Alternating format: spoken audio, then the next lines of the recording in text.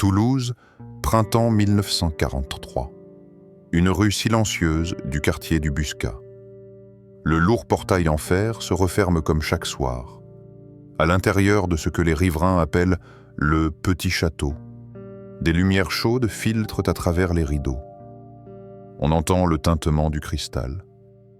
Une valse suffisamment élégante pour laisser croire aux passants qu'ici vit une famille de la haute société à l'abri de la guerre.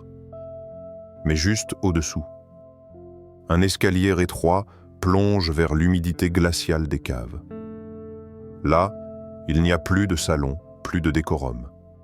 Il n'y a que des interrogatoires interminables des hommes et des femmes qui entrent et qui s'effacent brutalement de la surface de la ville. Et lorsque Toulouse sera enfin libérée, le jardin, situé à l'arrière de cette demeure, rendra une vérité qui prendra les habitants à la gorge. On y retrouvera les corps de 5 résistants exécutés et enfouis à la hâte sous les parterres soignés. Si une maison est assez belle pour qu'on s'arrête pour l'admirer, qu'est-ce qui a poussé tout un quartier à détourner le regard durant ces nuits où la musique résonnait aux étages? Combien dans la cave ont compris qu'ils ne remonteraient jamais? Et la question la plus terrifiante qui a remis les clés de ce petit château à la Gestapo, l'occupant ou un voisin français? Si vous souhaitez m'accompagner pour pousser la grille de ce petit château, pour découvrir comment il a été transformé en enfer et pourquoi toute une ville a pu garder le silence, cliquez sur « J'aime » pour que cette histoire soit partagée. Et si vous ne voulez pas manquer les prochaines enquêtes sur ces demeures magnifiques mais coupables de France, abonnez-vous dès maintenant. Une dernière chose selon vous, qu'est-ce qui est le plus effrayant? Un crime soigneusement dissimulé? Ou un voisinage qui voit mais choisit de tourner la tête? Laissez votre avis en commentaire. Merci d'être là. À présent, nous commençons. Pour comprendre comment un coin de rue aussi paisible a pu basculer pour devenir l'épicentre de la terreur, il nous faut remonter le temps à une époque où Toulouse n'était plus tout à fait la ville rose, insouciante de l'avant-guerre. Au début des années 1940, la cité occupe une position géographique fatale. Porte du sud-ouest, elle est le dernier espoir pour les réfugiés, les familles juives et les résistants cherchant à franchir les Pyrénées vers l'Espagne. Mais c'est précisément pour cette raison que lorsque l'occupation totale s'abat sur la France en novembre 1942, l'étau se resserre brutalement.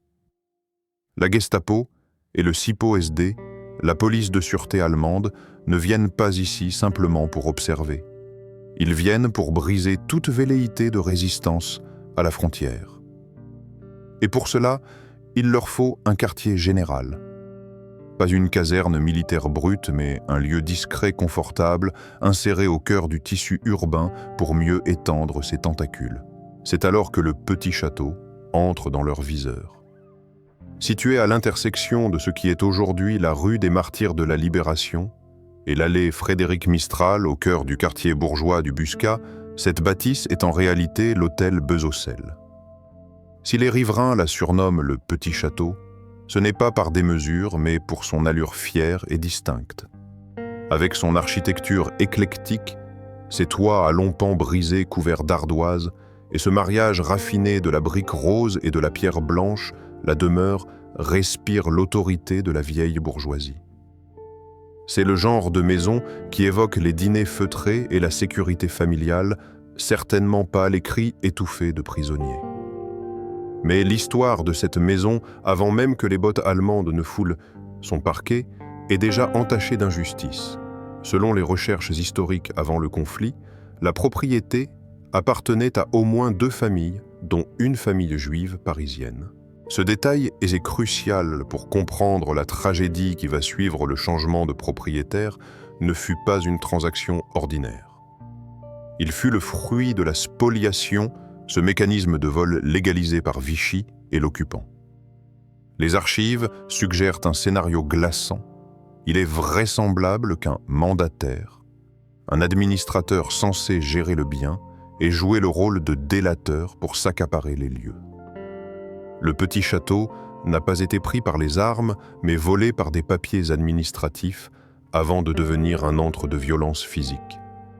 Pourtant, l'aspect le plus terrifiant de ce lieu ne réside pas uniquement dans l'uniforme gris de l'occupant.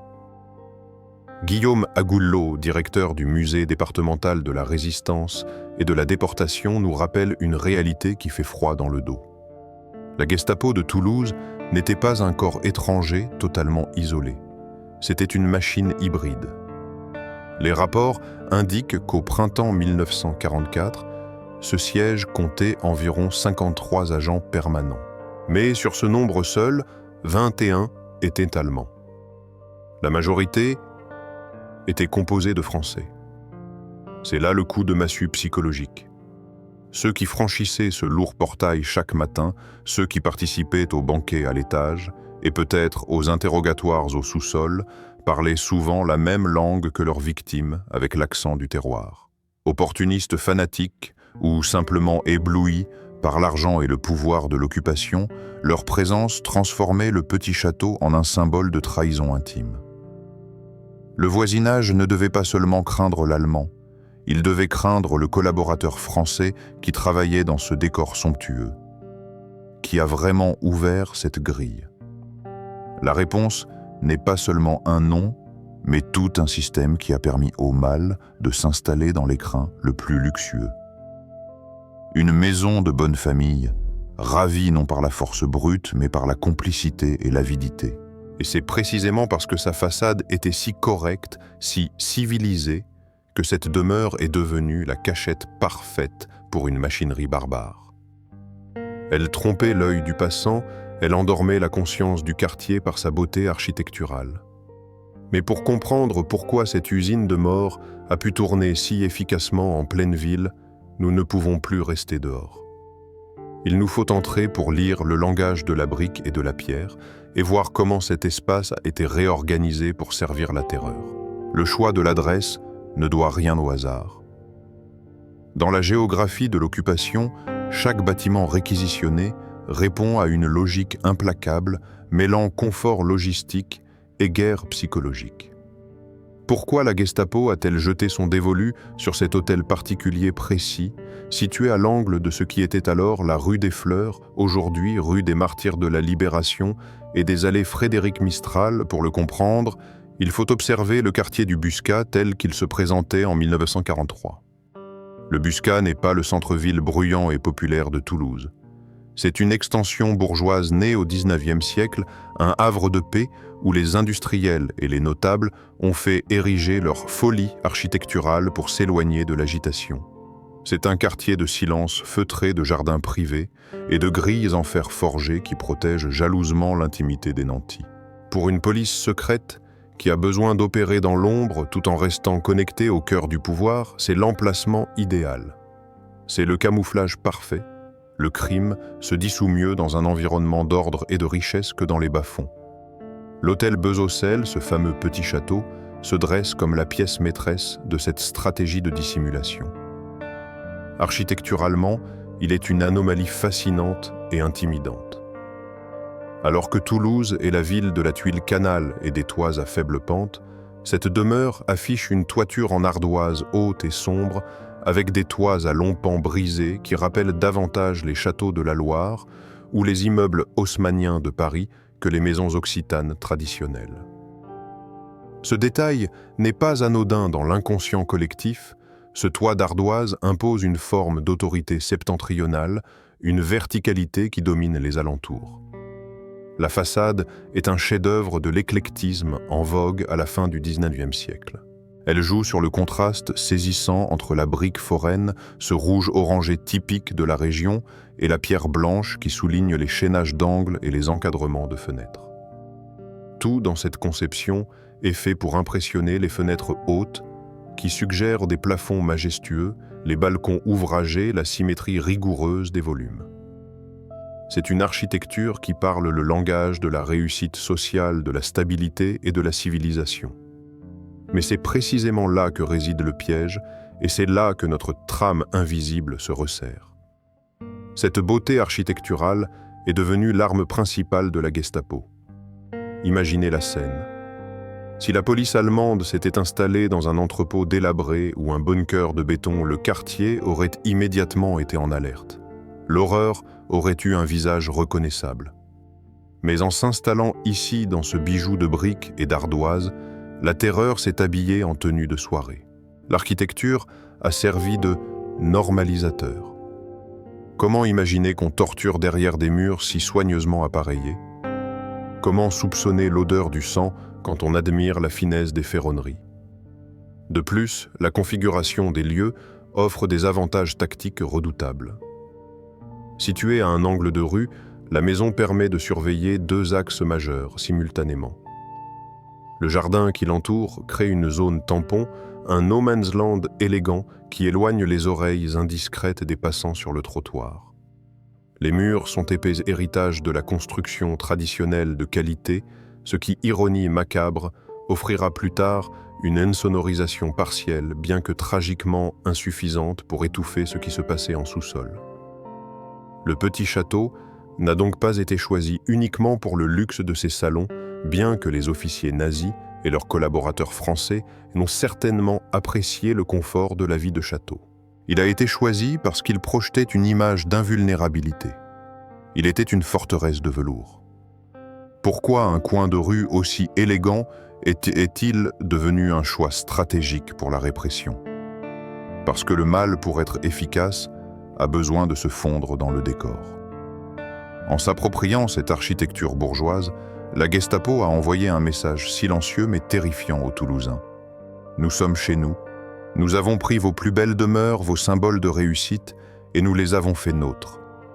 Le bâtiment lui-même, conçu pour célébrer la vie et la prospérité d'une famille, s'apprêtait à devenir le complice muet de leur anéantissement.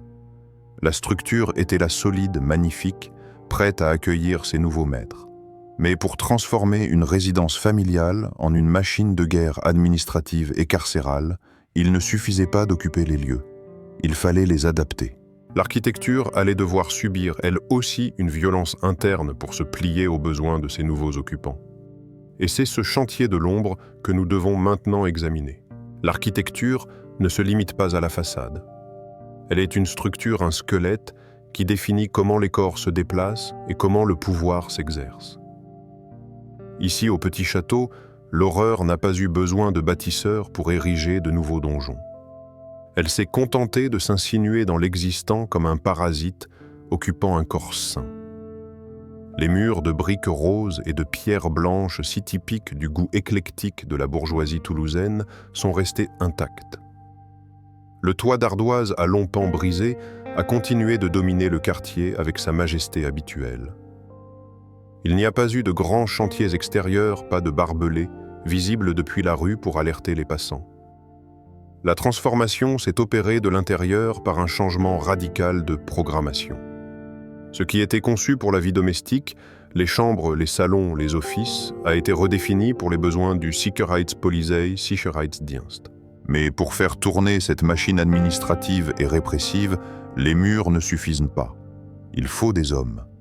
Il faut une main-d'œuvre. Et c'est ici que l'histoire du 2 rue des Fleurs devient vertigineuse. On imagine souvent la Gestapo comme un monolithe germanique, une troupe étrangère imposant sa loi par la force brute. C'est une image rassurante, car elle place le mal à l'extérieur de nous. Mais les archives brisent ce confort. Au printemps 1944, au pic de son activité meurtrière, l'effectif permanent du Petit Château s'élevait à environ 53 agents. Le chiffre claque comme un coup de fouet sur ces 53 agents, seuls 21 étaient allemands. La majorité du personnel qui hantait ces couloirs, qui tapait les rapports sur les machines à écrire, qui conduisait les véhicules et qui parfois descendait au sous-sol, était française.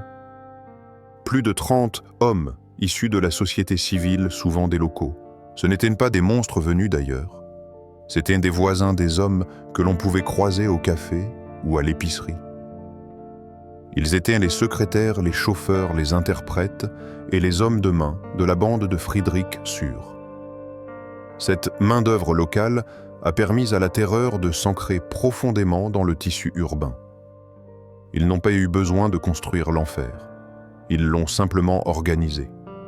Ils ont apporté leur connaissance de la ville, leur réseau et leurs ailes. Le petit château est ainsi devenu une entreprise. Une entreprise de la délation et de la traque avec ses horaires de bureau et sa hiérarchie. La logistique mise en place était d'une efficacité redoutable. Le bâtiment ne fonctionnait pas en vase clos. Il était le cœur battant d'un réseau artériel sombre qui le reliait directement à la prison Saint-Michel. C'était une navette incessante, macabre et routinière. Les camions ou les berlines noires entraient dans la cour, déchargeaient leur cargaison humaine, extraite des cellules de Saint-Michel pour les interrogatoires renforcés au petit château, puis les ramenaient brisés ou mourants à la prison le soir venu. Cette routine est peut-être ce qu'il y a de plus glaçant. Pour les 21 Allemands et la trentaine de Français qui travaillaient ici, c'était un boulot. Ils arrivaient le matin, traversaient le beau jardin, montaient les marches du perron et se mettaient au travail. L'architecture bourgeoise du lieu facilitait cette dissociation mentale. On ne se sent pas bourreau quand on travaille dans un bureau avec moulures et parquets. On se sent fonctionnaire. On se sent important. C'est là que réside le véritable chantier de la Gestapo, non pas dans la maçonnerie, mais dans la construction d'un système où le crime devient administratif. Ils ont transformé une maison de famille en un lieu de transit industriel pour la souffrance humaine. Quand on regarde la liste de ce personnel majoritairement français, une question nous hante plus lourde encore que les pierres de la façade. Combien de gens ordinaires ont accepté de devenir les rouages de cette machine? À quel moment, en franchissant le seuil de cette belle demeure pour la première fois, ont-ils décidé que le confort de la collaboration valait le prix du sang versé quelques mètres sous leurs pieds? Il n'y a pas eu de construction visible, juste une réorganisation des âmes et des espaces. Et c'est cette invisibilité qui a permis au petit château de fonctionner à plein régime, au vu et au su de tous, tout en gardant son mystère.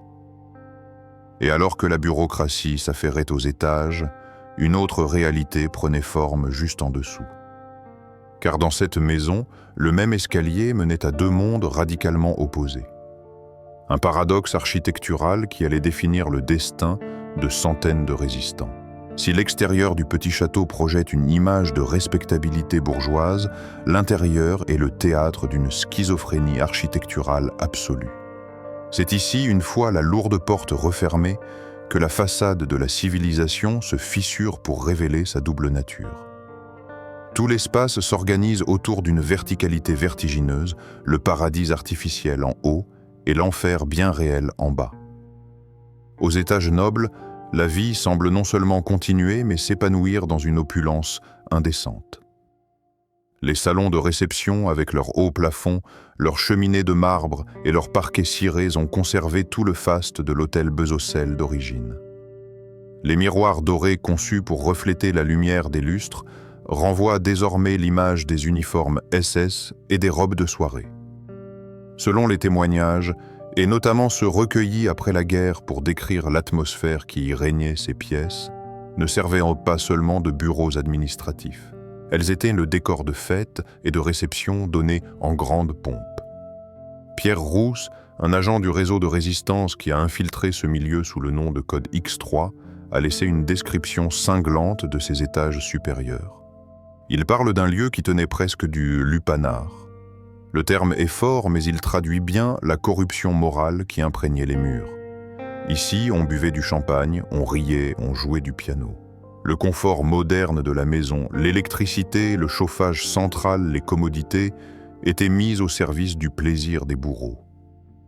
C'était un cocon de luxe où la brutalité de la guerre semblait suspendue une bulle hors du temps, où l'on célébrait la puissance de l'occupant et la soumission des collaborateurs. Mais cette mise en scène de la Dolce Vita n'avait qu'un seul but, couvrir le bruit. Car il fallait beaucoup de musique, beaucoup d'éclats de voix et beaucoup d'épaisseur de tapis pour étouffer la réalité qui gisait quelques mètres plus bas. En descendant l'escalier de service, l'atmosphère changeait brutalement. La lumière du jour disparaissait, remplacée par la lueur crue des ampoules nues ou l'obscurité totale. Nous entrons dans les caves. Ces souterrains conçus à l'origine pour conserver le vin ou stocker le charbon des fonctions banales domestiques liées à la chaleur du foyer ont été détournés pour devenir des cachots. L'humidité y était constante, pénétrant les os de ceux qui y étaient jetés entre deux interrogatoires. Il n'y avait plus de décorum ici. Les murs de pierre brute ne servaient en plus de fondation à la maison, mais de paroi à la souffrance. C'est dans cet espace confiné sans fenêtre que la torture devenait systématique. La configuration des lieux avec ces petites pièces cloisonnées permettait d'isoler les prisonniers, de briser leur sens de l'orientation et du temps, tout en gardant une proximité terrifiante avec la vie mondaine qui se déroulait juste au-dessus de leur tête. C'est là le détail le plus insoutenable de cette architecture, la contiguïté. Il n'y avait pas de mur infranchissable entre le salon de musique et la salle des supplices. Seulement un plancher. Un simple plancher de bois et de plâtre séparait le tintement des verres en cristal des cris de douleur. Et le jardin. Ce magnifique jardin, à l'arrière invisible depuis la rue, où l'on imagine volontiers des promenades digestives après les banquets, lui aussi a été transformé. Il est devenu un cimetière clandestin. À la Libération, on découvrira que la terre soignée de ce parc privé dissimulait les corps de 5 résistants. Ils avaient été exécutés et enterrés là à quelques pas des fenêtres du salon sous les yeux peut-être indifférents de ceux qui profitaient de la vue. Aujourd'hui, une plaque commémorative rappelle leurs noms François Verdier, Pierre Haribat. Des noms gravés dans la pierre pour que l'on n'oublie jamais ce que le gazon a recouvert. Il faut un certain degré de sophistication pour organiser une telle cohabitation. Il faut une architecture mentale capable de compartimenter le monde de manière aussi étanche. Combien de civilisations faut-il pour couvrir un hurlement? Quelle épaisseur de velours? Combien de notes de musique sont nécessaires pour que la conscience s'endorme? Si les murs pouvaient parler, qui accuserait-il en premier? Le tortionnaire qui faisait son travail dans la cave, ou l'invité qui à l'étage levait son verre en feignant de ne rien entendre? Le petit château n'était pas seulement un lieu de détention. C'était un théâtre d'ombre, où le décor jouait un rôle actif dans le crime. Mais une demeure ne se résume pas à ses espaces. Elle vit par ses rituels. Et dans cette maison, les rituels de la vie bourgeoise ont été pervertis pour donner naissance à une cérémonie macabre où la fête des vainqueurs exigeait le silence absolu des vaincus. Une demeure historique ne se définit pas uniquement par ses murs, mais par la vie qu'elle abrite, par le rythme de ses journées et l'éclat de ses nuits. Dans la tradition des hôtels particuliers toulousains, ces rituels sont faits de réceptions mondaines, de conversations érudites et de cérémonies familiales. Mais au petit château, durant ces 18 mois d'occupation, ces rituels ont été non seulement détournés, mais grotesquement inversés. Ce que l'on a appelé le âge d'or de la collaboration à Toulouse n'était en réalité qu'une macabre parodie de la vie de château. Aux étages, la vie s'organisait comme une pièce de théâtre permanente, jouée par des acteurs ivres de leur propre impunité. Les témoignages de l'époque, notamment ceux filtrés par la résistance, peignent le tableau d'une existence frénétique. Les officiers de la SIPO-SD et leurs auxiliaires français ne se contentaient pas de gérer la répression. Ils jouissaient des privilèges qu'elle leur offrait. Le grand salon baigné de lumière devenait le soir venu le théâtre de banquets où l'alcool coulait à flots. C'était une vie de prédateurs installés dans le nid de leur proie. On y célébrait les victoires du Reich, on y portait des toasts à l'ordre nouveau, le tout dans un décor de porcelaine et d'argenterie qui ne leur appartenait pas. Pierre Rousse, l'agent X3, qui a observé cette faune de l'intérieur, décrit une atmosphère de déchéance morale absolue. Ce n'était pas la rigueur martiale prussienne qui régnait dans ces salons, mais une sorte de laisser-aller décadent mélangeant trafics d'influence, argent facile et plaisir charnel.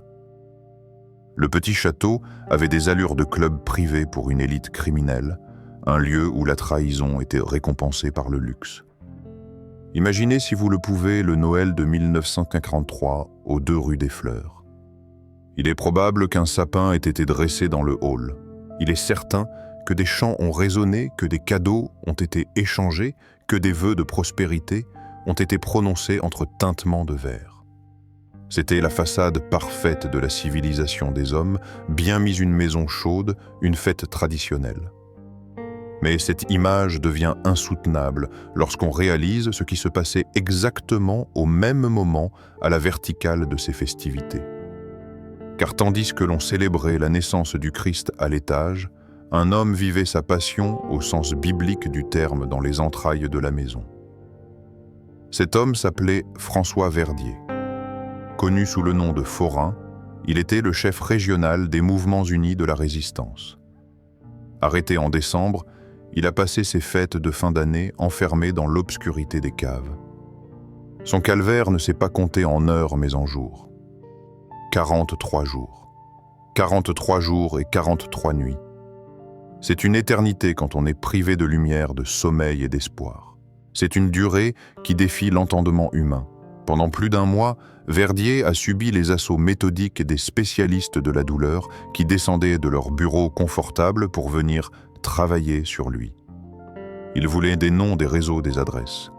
Ils avaient tout le temps, tout le matériel et l'isolement total pour briser un homme. Le contraste est ici à son paroxysme. En haut, la musique, la chaleur, l'illusion de la normalité. En bas, le froid, le sang et le silence obstiné d'un homme qui refuse de parler. Si un chef de la résistance est maintenu en vie pendant 43 jours sans céder, qu'ont-ils essayé de briser dans cette cave? Ils n'ont pas seulement cherché à briser ses os, ils ont cherché à briser son âme, à lui faire renier ce pourquoi il se battait. Mais le silence de Verdier qui montait des souterrains était plus assourdissant que n'importe quelle valse jouée au piano du salon. Ce rituel quotidien, la descente des bourreaux, la résistance de la victime, la remontée vers la lumière pour reprendre une vie normale, est ce qui définit la véritable nature du petit château. Ce n'était pas une prison militaire. C'était une anomalie domestique. C'était l'endroit où le bourreau pouvait essuyer ses mains, remonter son col et rentrer chez lui, embrasser ses enfants, laissant sa victime agoniser sous le plancher de son bureau. L'histoire de François Verdier s'est achevée loin de la maison dans la forêt de Bouconne, où son corps mutilé sera retrouvé le 27 janvier 1944. Mais son esprit est resté prisonnier de ces murs. Son silence de 43 jours a imprégné la brique et le mortier. Quand la guerre s'éloigne, on a coutume de penser que les bâtiments retrouvent leur innocence, qu'il suffit d'aérer les pièces et de repeindre les murs pour effacer le passé. Mais il est des lieux où l'histoire a gravé sa marque trop profondément. Lorsque les derniers occupants ont fui en août 1944, laissant derrière eux les bouteilles vides et les dossiers brûlés, ils pensaient peut-être que le petit château redeviendrait une simple maison. Ils se trompaient. Le prix à payer pour ces mois de fêtes et de tortures commençait à peine à se révéler. Et la facture allait être présentée non pas aux coupables qui avaient fui, mais à la mémoire collective de la ville. Lorsque la libération de Toulouse survient en août 1944, l'euphorie envahit les rues. Les drapeaux tricolores fleurissent aux fenêtres, les chants patriotiques remplacent le bruit des bottes. Mais aux 2 rues des Fleurs, la fête de la liberté a un goût de cendre. Car c'est à cet instant précis que le vernis craque définitivement. Le départ précipité des Allemands et de leurs supplétifs français laisse le champ libre pour découvrir ce que la façade de la civilisation avait si soigneusement dissimulé. On commence à fouiller. Et ce que l'on trouve transforme le malaise diffus du quartier en une horreur concrète. Le jardin, ce petit parc arboré qui donnait à la demeure son cachet aristocratique, ne servait pas seulement à la promenade. En creusant la terre, à quelques mètres à peine des murs de la maison, on découvre des corps. Pas 1 ni 2, mais 5. 5 résistants. 5 hommes qui avaient été crus en une France libre et qui ont fini leur parcours sommairement exécutés, enfouis comme des déchets au fond d'un jardin privé. Ce ne sont pas des soldats tombés au champ d'honneur, mais des victimes d'une boucherie domestique. Leur nom, dont celui de Pierre Haribat, résonne désormais comme une accusation éternelle contre ce lieu. Ils sont devenus, malgré eux, la famille tragique de cette maison. Ils ont habité ce sol bien plus intimement que les propriétaires légitimes ne l'ont jamais fait. Mais la tragédie du petit château dépasse les limites de son jardin. Elle s'étend jusqu'aux forêts environnantes, suivant le tracé macabre des convois qui quittaient la maison à l'aube.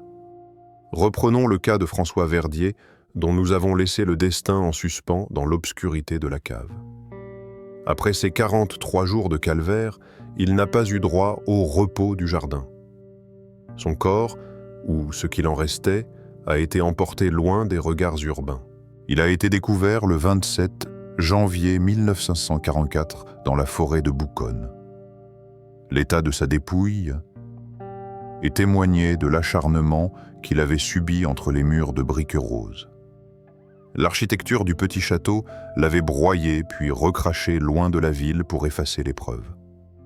Pourtant, la véritable tragédie, celle qui pèse peut-être le plus lourd sur la conscience collective, n'est pas seulement celle des morts, c'est celle des vivants, c'est celle de la proximité. Comment une telle horreur a-t-elle pu cohabiter avec la vie quotidienne d'un quartier résidentiel? Les maisons voisines n'étaient pas vides. Des familles vivaient là, ouvraient leurs volets le matin, élevaient leurs enfants. La tragédie ici, c'est la porosité des murs et la sélectivité de l'ouïe. Il est impossible que personne n'ait rien vu. Les allées et venues incessantes des berlines noires, les cris étouffés la nuit, les rafales de musique trop fortes pour être honnêtes. Tout cela constituait un spectacle permanent. Mais la peur, et peut-être une forme de lâcheté collective, a tissé un linceul de silence autour du 2 rue des Fleurs. Le quartier du Buscat a continué de vivre, de respirer, de dormir, alors qu'à quelques mètres de leurs oreillers, des hommes mouraient. C'est là le drame absolu de cette demeure. Elle a transformé ses voisins en témoins passifs, les impliquant malgré eux dans le secret. Le petit château n'était pas une île déserte. Il était au milieu de la cité. Une ville peut-elle prétendre ne pas savoir combien de temps, lorsque le crime habite sur le palier d'en face? Cette découverte des corps dans le jardin et le destin brisé de figures comme Verdier ne sont pas seulement des faits divers de guerre. Ils marquent l'échec de l'humanité face à la barbarie déguisée. La maison n'a pas protégé la vie, elle l'a consommée. Et maintenant que les corps sont exhumés, que les noms sont connus, le temps du silence est terminé. Il laisse place à un autre sentiment plus insidieux encore que la peur, la honte et le scandale. Car si les victimes sont des héros qui sont exactement ceux qui ont permis cela, et surtout qui a profité de ce système. Mais la tragédie du petit château ne s'arrête pas au sang versé. Si les corps dans le jardin racontent la violence physique les archives, elles murmurent une histoire tout aussi sordide, celle de la corruption de l'âme. Car pour qu'une telle machine de mort fonctionne au cœur d'une ville française, il ne suffit pas d'avoir des bourreaux. Il faut des complices. Il faut des opportunistes. Et c'est ici que l'histoire de cette demeure bascule du drame de guerre vers le scandale moral. Le premier scandale est originel. Il est inscrit dans l'acte de propriété même. Comme nous l'avons effleuré, la mainmise de la Gestapo sur le 2 rue des Fleurs n'était pas un simple fait du hasard militaire. C'était le fruit d'une mécanique administrative pervertie. L'enquête historique soulève une hypothèse qui glace le sang, celle de la trahison par l'avidité. Il est vraisemblable que la famille, juive parisienne, copropriétaire des lieux, n'ait pas seulement perdu sa maison. Elle aurait été la cible d'une manœuvre. La figure du mandataire, cet administrateur censé protéger le bien en l'absence des propriétaires, apparaît ici sous un jour trouble. Dans cette France de l'occupation où la délation était devenue pour certains une stratégie d'investissement immobilier, on soupçonne que la maison a été livrée sur un plateau. Le petit château a été volé avec des tampons officiels, transformant le droit de propriété en un outil de persécution raciale. Le vol était légal, le crime était administratif, Mais le scandale enfle lorsqu'on regarde qui peuplait ces bureaux volés. Nous devons revenir sur ce chiffre implacable, car il constitue le nœud gordien de la honte toulousaine 53, agent permanent au printemps 1944. 21 Allemands. Cela signifie que plus de la moitié de l'effectif de ce centre de torture était composé de Français. Il ne s'agit pas ici de faire le procès d'une nation, mais de regarder en face la réalité de ce lieu. Le petit château n'était pas une enclave germanique étanche. C'était une entreprise mixte. Ces Français, qu'ils soient membres du Parti populaire français, PPF, miliciens ou simples voyous recrutés pour leur brutalité, ne se contentaient pas de servir le café. Ils participaient à la chasse. Ils traquaient leurs compatriotes, infiltrant les réseaux de résistance, et pour certains descendaient en les marches vers la cave avec le même zèle que leurs maîtres nazis. Pourquoi pour l'idéologie, peut-être pour quelques-uns? Mais pour la majorité, la motivation semble avoir été beaucoup plus triviale et effrayante, le profit et l'impunité. C'est là que la description du lupanar faite par les témoins prend tout son sens sociologique. Les fêtes au petit château n'étaient pas de simples divertissements. Elles étaient l'expression d'un pouvoir absolu et dévoyé. Dans une ville soumise au ticket de rationnement à la faim et à la peur, ses collaborateurs vivaient comme des princes. Ils avaient accès à l'essence, à la nourriture de luxe, aux meilleures boissons. La maison était devenue le quartier général de la corruption. On y voyait un mélange nauséabond de beau monde et de pègre. Des officiers allemands trinquaient avec des malfrats locaux élevés au rang de policiers auxiliaires. La frontière entre le maintien de l'ordre et le grand banditisme était totalement effacée. Le scandale réside dans cette image des hommes qui s'enrichissent sur la souffrance de leurs voisins, transformant la trahison en un mode de vie luxueux. Dans cette guerre, la ligne de démarcation la plus douloureuse ne passait pas entre les pays mais à l'intérieur des consciences, où se situe la frontière entre la survie et le profit. À partir de quel moment un mandataire devient-il un spoliateur? Quand est-ce qu'un chauffeur devient complice de torture? Le petit château nous force à poser ces questions. Il nous montre que le mal n'a pas besoin de monstres pour prospérer. Il a juste besoin de gens ordinaires, prêts à vendre leur âme pour un peu de confort et de sécurité. Qui est le véritable vainqueur dans ces salons dorés? L'uniforme allemand qui donne les ordres, ou bien ces opportunistes qui ont compris que le chaos était l'échelle la plus rapide pour grimper socialement. Leur règne, cependant, était bâti sur du sable et sur des cadavres. Août 1944 approche. Le bruit des canons alliés se rapproche. La fête touche à sa fin. Les princes du petit château, ceux qui avaient été faits de cette adresse le symbole de leur toute-puissance, commencent à paniquer. Ils brûlent les dossiers dans la cour. Ils chargent les camions. Ils fuient, Toulouse est libérée. La ville exulte. Mais quand la foule en liesse se tourne vers le 2 rue des Fleurs, elle ne trouve qu'une coquille vide. Les coupables sont partis, mais la maison reste. Et avec elle, une question qui va hanter l'après-guerre. Que faire d'un lieu qui a été souillé non seulement par l'ennemi, mais par la lie de notre propre société? Une maison peut-elle être libérée de sa mémoire? Août 1944. Les derniers camions allemands ont disparu dans la poussière de la déroute. Les collaborateurs se sont volatilisés ou ont été arrêtés. Le petit château, soudainement, se tait. C'est un silence étrange qui s'abat sur l'angle de la rue des Fleurs. Pendant 18 mois, cette maison a été une ruche bourdonnante d'ordre de cris de moteurs et de musique. Maintenant, elle est vidette. Les portes claquent dans le vide.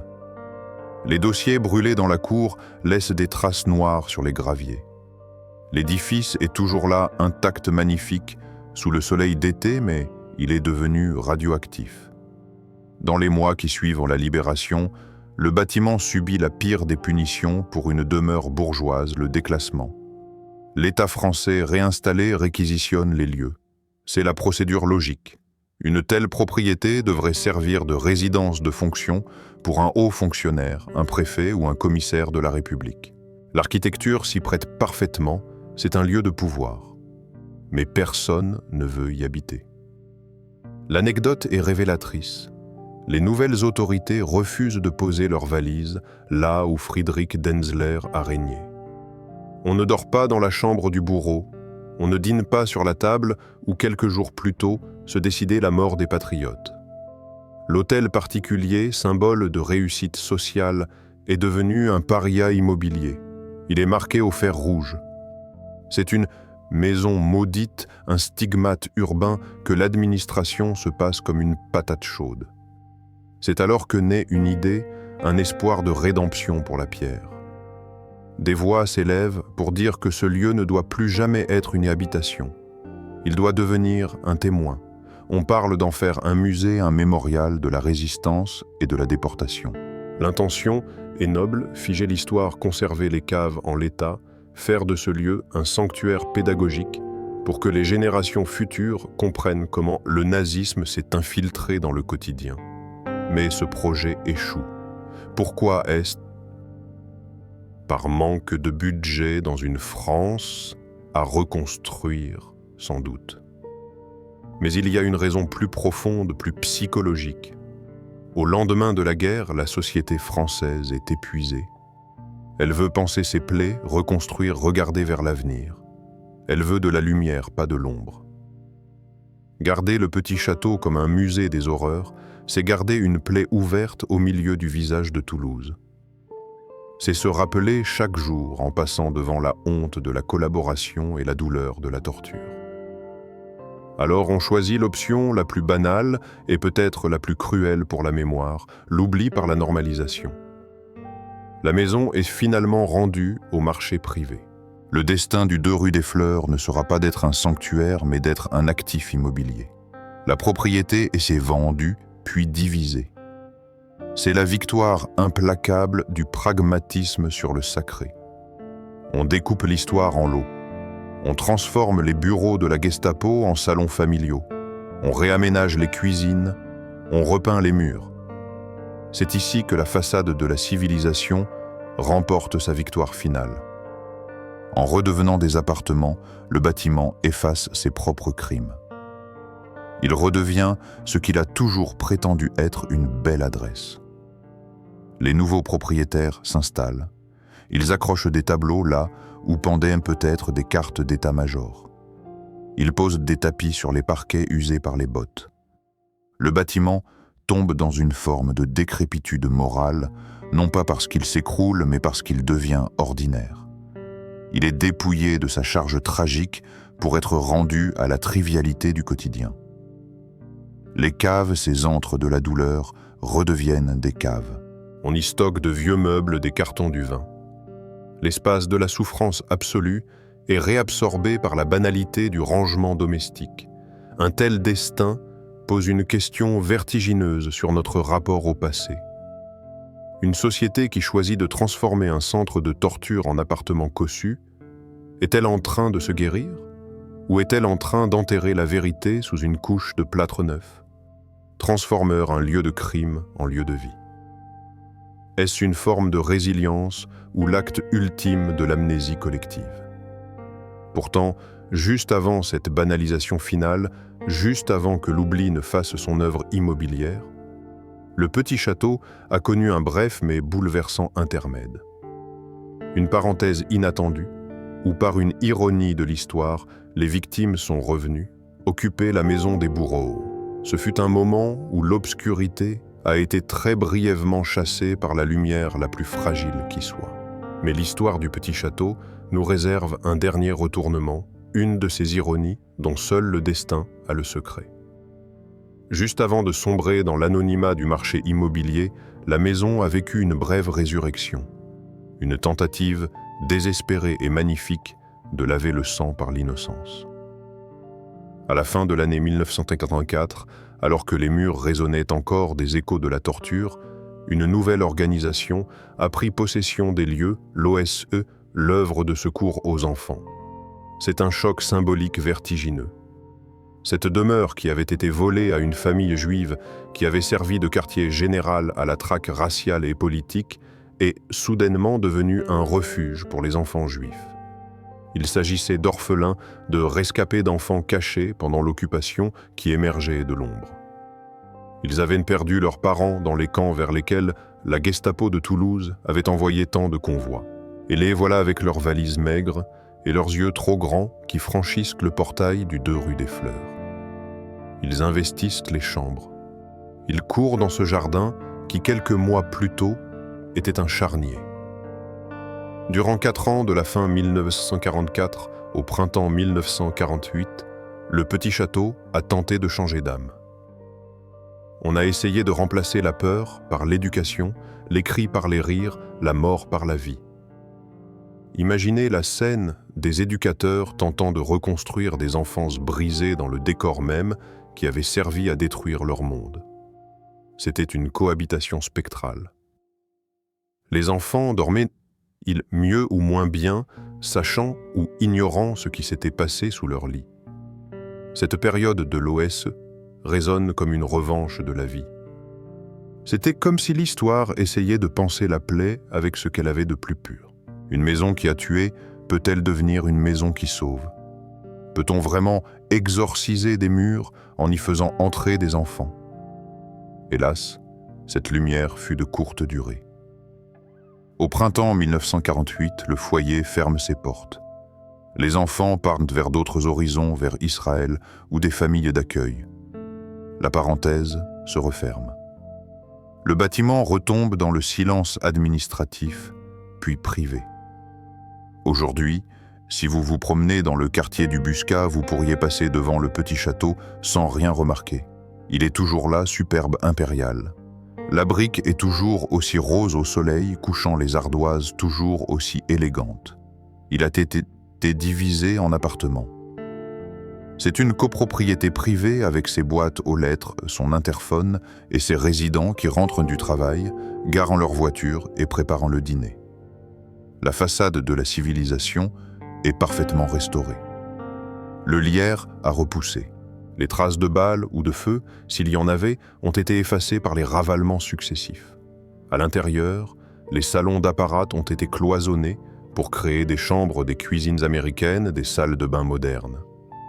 L'architecture s'est adaptée à la vie contemporaine, digérant le passé pour le rendre habitable.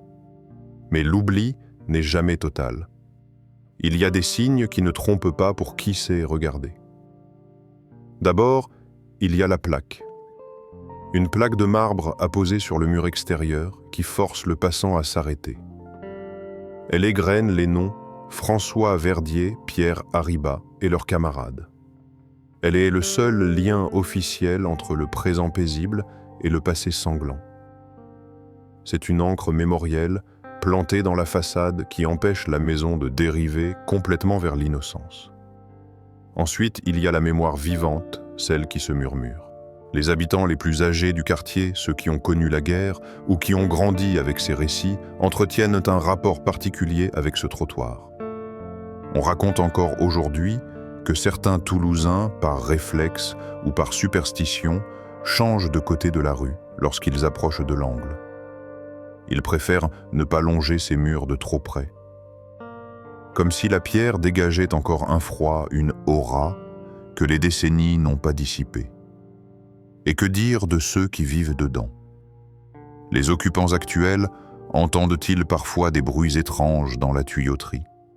Ressentent-ils un frisson inexplicable en descendant à la cave pour chercher une bouteille de vin? Ou bien vivent-ils heureux, protégés par l'épaisse couche de normalité que le temps a déposée?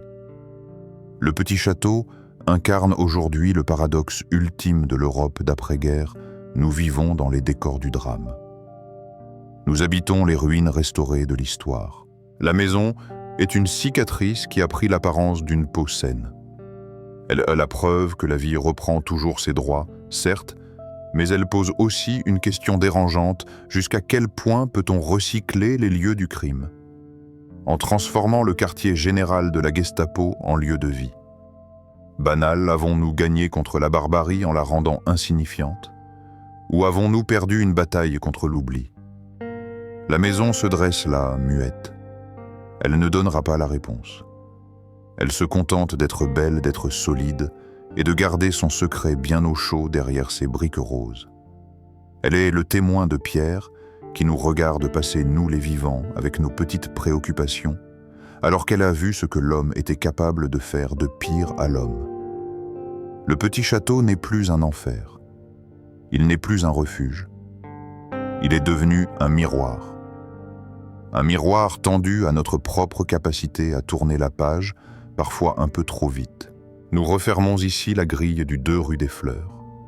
En l'espace de 18 mois de mars 1943 à août 1944, cette demeure a condensé toute la complexité et toute la noirceur de l'âme humaine.